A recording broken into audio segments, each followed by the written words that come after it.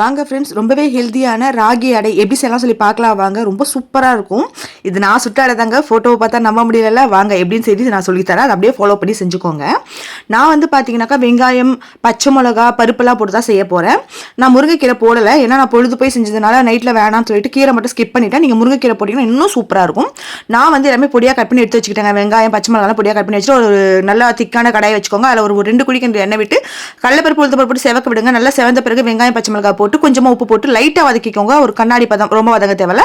இந்த பக்கம் பார்த்தீங்கன்னா 1.5 கப் அளவுக்கு ராகி மாவு நல்லா ஜலிச்சு எடுத்துருக்கேன். அந்த ராகி மாவில் பார்த்தீங்கன்னா நல்லா ஒரு கைப்பிடி அளவுக்கு கருவேப்பிலையை பொடியாக கட் பண்ணி போட்டிருக்கேன்.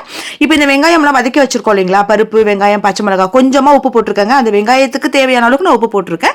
இப்போ இந்த மாவுக்கு தேவை இல்லைங்களா உப்பு, அதனால அதுலேயும் பார்த்தீங்கன்னாக்கா சும்மா 2 சிட்டிக்கு அளவுக்கு உப்பு போட்டுக்கோங்க. நிறைய உப்பு போட்டுறாதீங்க, ஏன்னா ராகி மாவுலாம் பார்த்தீங்கன்னாக்கா நிறைய உப்பு உங்களுக்கு எடுக்காது. அதுக்காக தான் ஃபர்ஸ்ட் வந்து ஸ்பூன் வச்சு மிக்ஸ் பண்ணிக்கோங்க. ஏன்னா சூடாக இருக்கும், நம்மளுக்கு அந்த வெங்காயம் பருப்புலாம் ரொம்ப சூடாக இருக்கும். அது ஆறுற வரைக்கும் ஸ்பூனை வச்சு மிக்ஸ் பண்ணிக்கோங்க.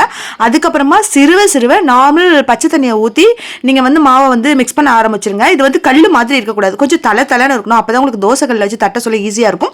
மேபி உங்களுக்கு தட்ட முடியல அப்படின்னாக்கா நீங்கள் துணி இருக்குது பார்த்தீங்கன்னா, வெள்ளை துணியை கூட நீங்கள் அழகாக ஈரம் பண்ணிவிட்டு நீங்கள் அதில் தட்டிட்டு கூட துணியோடு எடுத்து நீங்கள் அப்படி தவால போட்டுடலாம். நான் வந்து சும்மா லைட்டாக எண்ணெயை வந்து அப்ளை பண்ணிவிட்டு ஒரு உருண்டை மாவு கையில் எடுத்தேன். கொஞ்சம் லூஸாக தான் இருக்கணும் மாவு, அப்போ தான் உங்களுக்கு தட்ட சொல்ல கொஞ்சம் ஈஸியாக இருக்கும். அதே போல் நான் ரொம்ப பெருசாக போடுறேன். பசங்களுக்கு குட்டி குட்டியாக செஞ்சு கொடுத்தா விரும்பி சாப்பிடுவாங்கிறதுனால குட்டி குட்டியாக தான் நான் சுட்டேன்.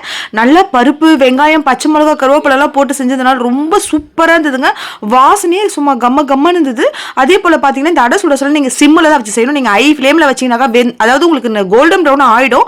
ஆனால் பார்த்தீங்கன்னாக்கா உங்களுக்கு அது வந்து சாப்பிட்ட பிறகு உங்களுக்கு லூஸ் மோஷன் ஆகுங்க. அதனால வந்து கொஞ்சம் சிம்மை வச்சு செய்யுங்க. சூப்பராக வந்திருக்கு எனக்கு ராகி அடை. நீங்களும் ட்ரை பண்ணுங்க. ட்ரை பண்ணிட்டு எப்படி வந்து எனக்கு கமெண்ட் பண்ணுங்க. இந்த அடை ரொம்பவே ஹெல்த்தியானதுங்க. கண்டிப்பா குழந்தைங்களுக்கு செஞ்சு கொடுங்க. தேங்க்யூ.